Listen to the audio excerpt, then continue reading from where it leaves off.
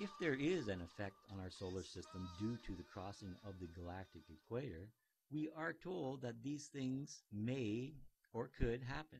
It is likely that the world would stop rotating for a short period of time, about 3 days.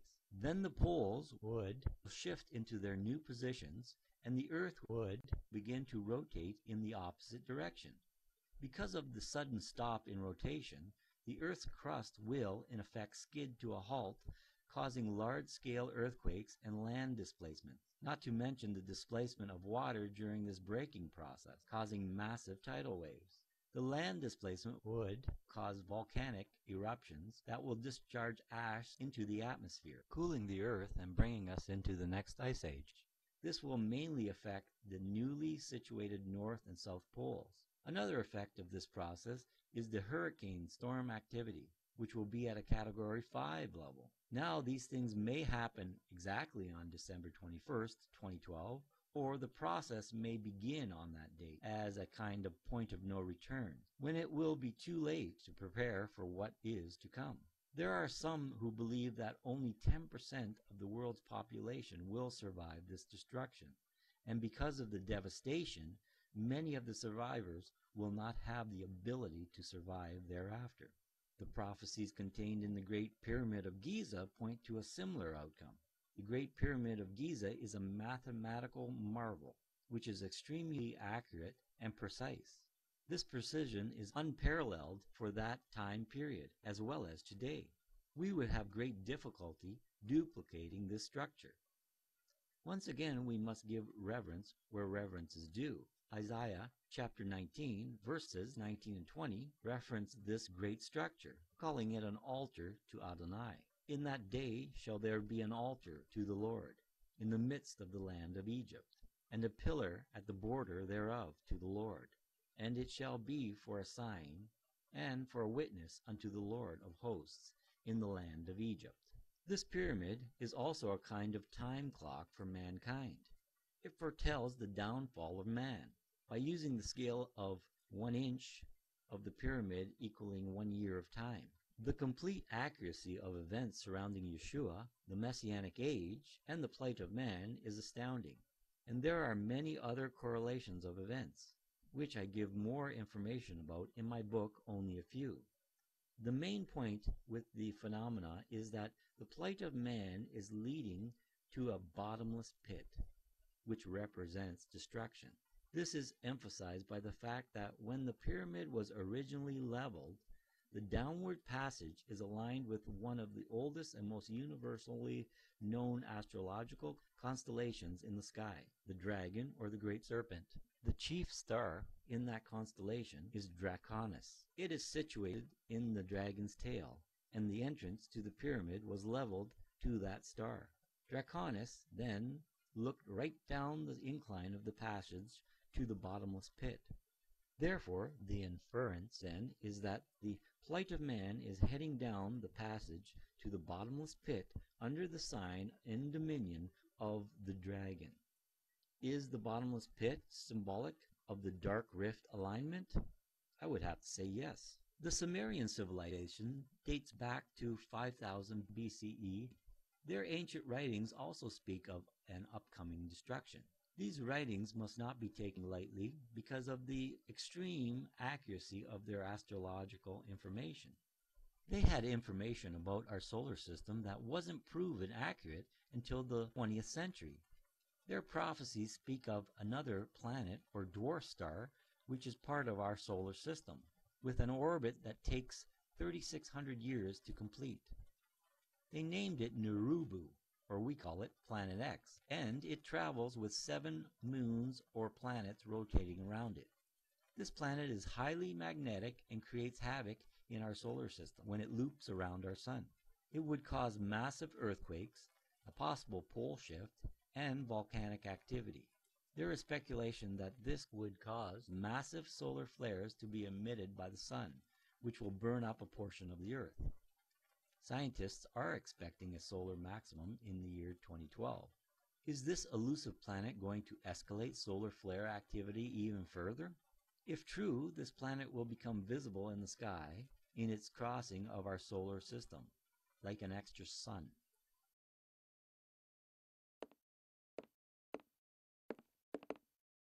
There are some ancient obscure Chinese writings from about 1600 BCE that speak of two suns being seen in the sky for a period of time. Could this have been this planet?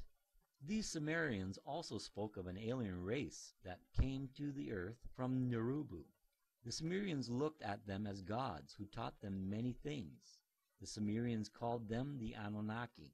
These Anunnaki helped this civilization flourish, and it seems that there was some interbreeding with these aliens.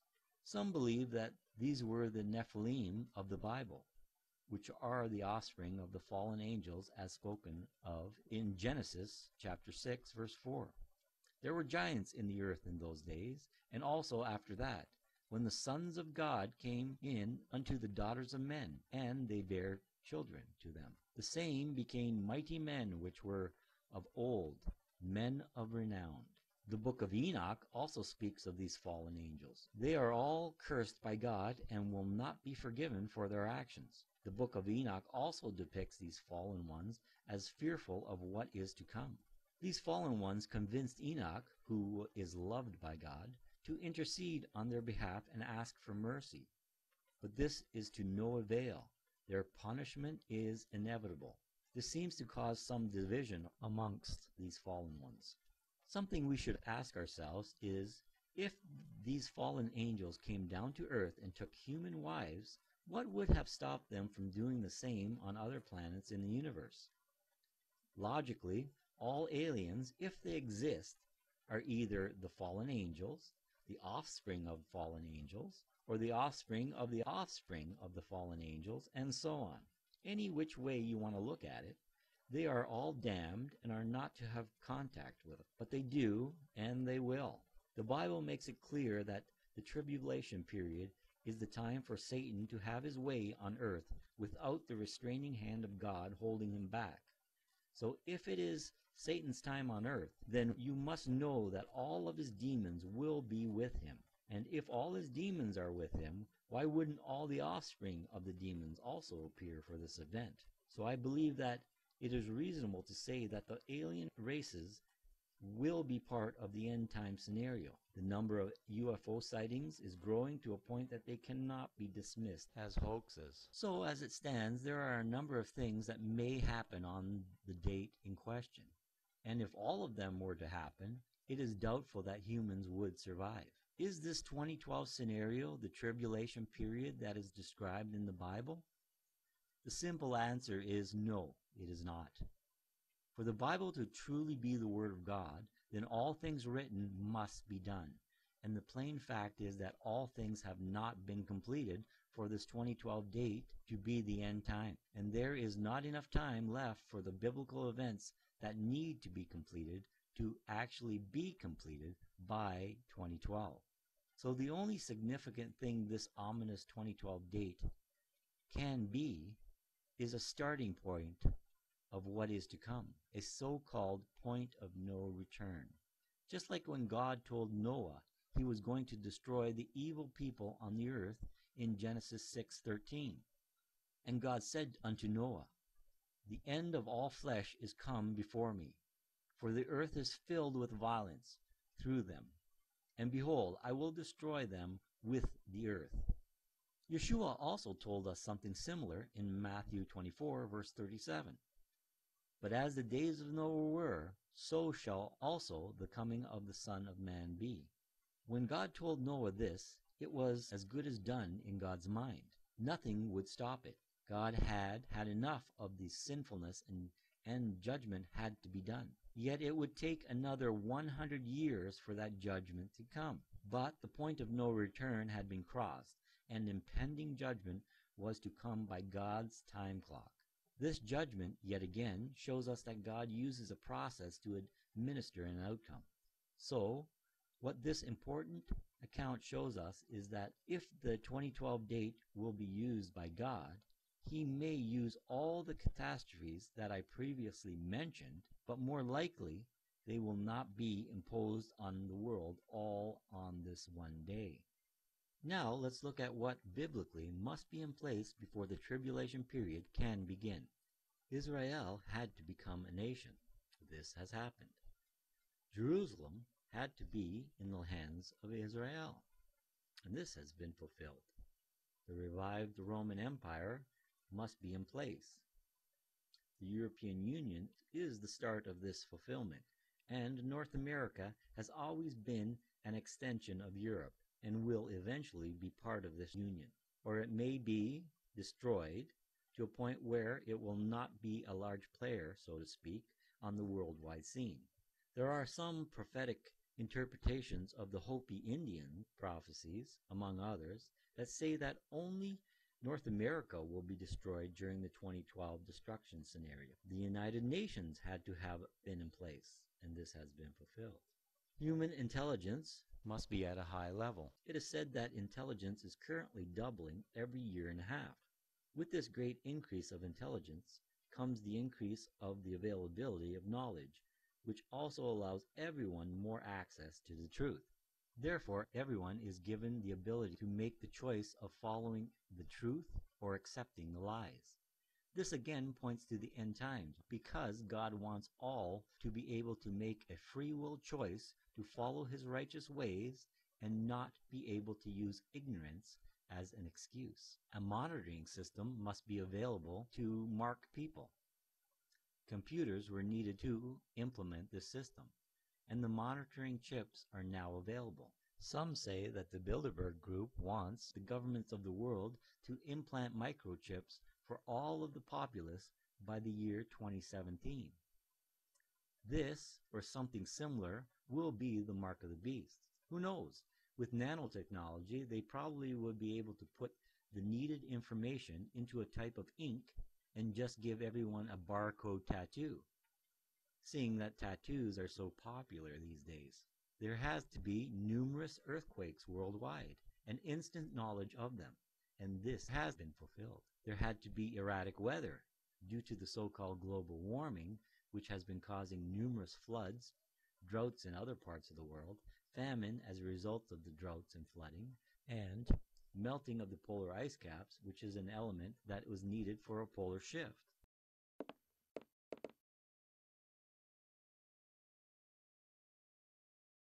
The kings of the East must have a 200 million man army. China can now assemble this size of an army.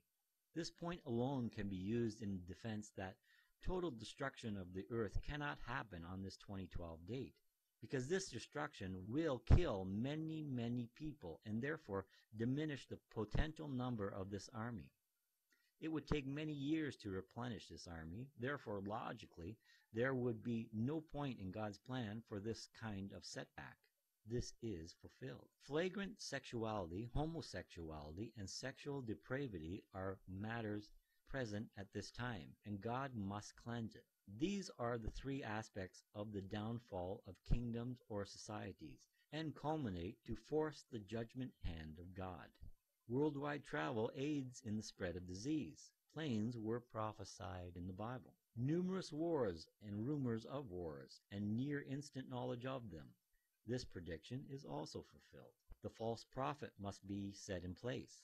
The present Pope Benedict is the last prophesied pope to be inducted in advance of the false prophet. According to Malachi's prophecies, Malachi, who was a 12th century Irish archbishop, who predicted 112 popes and what each of their character traits would be associated with.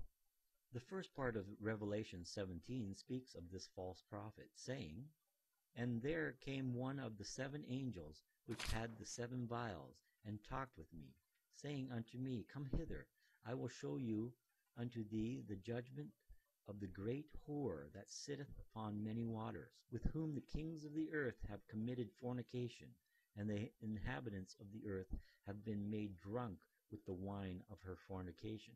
So he carried me away in the spirit into the wilderness, and I saw a woman sit upon a scarlet-colored beast, full of names of blasphemy, having 7 heads and 10 horns.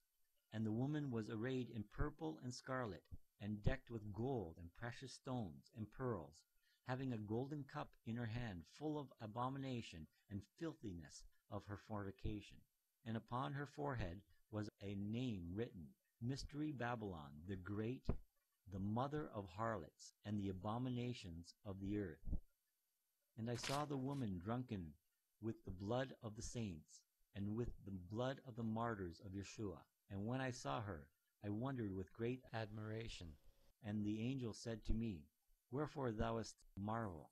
I will tell thee the mystery of the woman and the beast that carrieth her, which hath the 7 heads and the 10 horns.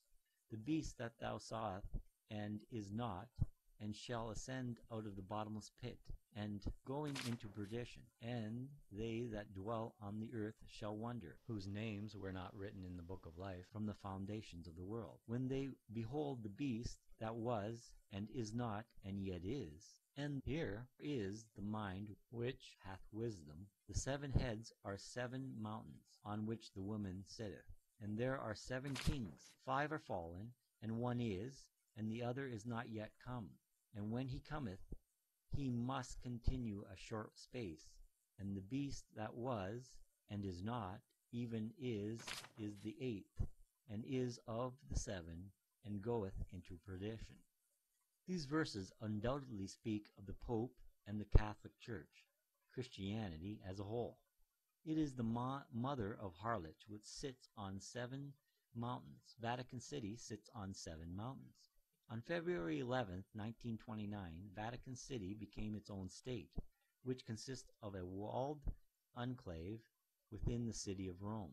This state is governed by the Pope, and thus making the Pope Pius XI the first king of the new Vatican State until 1939. Next came Pius XII, 1939 to 1958, John the 22nd, 1958 to 1963, Paul the 6th, 1963 to 1978, John Paul the 1st, 1978.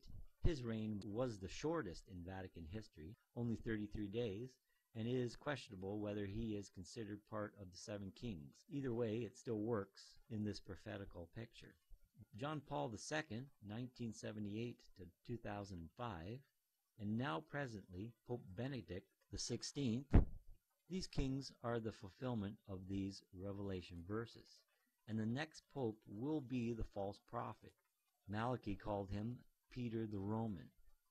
This is what Malachi wrote about this last pope who is to come, the 112th. Peter the Roman, who will nourish the sheep in many tribulations. When they are finished, the city of 7 hills will be destroyed, and the fearsome judge will judge his people. And again, think about Revelation chapter 17, verse 11. And the beast that was and is not, even he is the 8th, and is of the 7, and goeth into perdition. So the beast will be the 8th king, which can be looked at in 2 ways. Peter the Roman will give up his reign to the anti-Messiah, or he will continue as pope, but be possessed by Satan, and therefore part of the beast. He will be part of Satan's unholy trinity, which is Satan as the false Godhead, the anti-Messiah as the Son, and the false prophet as the Spirit, because Satan always tries to mimic God's righteousness. Now let's get back to the list of circumstances that must be in place before the tribulation period can begin according to the Bible. The one world order must be implemented. This is progressing, but is so far unfulfilled. The Holy Temple must be rebuilt in Jerusalem, but there will be no temple without peace, so this is not fulfilled. The 7-year peace treaty must be signed in the Middle East. With this peace, the walls surrounding Israel's borders will come down. The anti-Messiah must be in place for this peace treaty to be signed.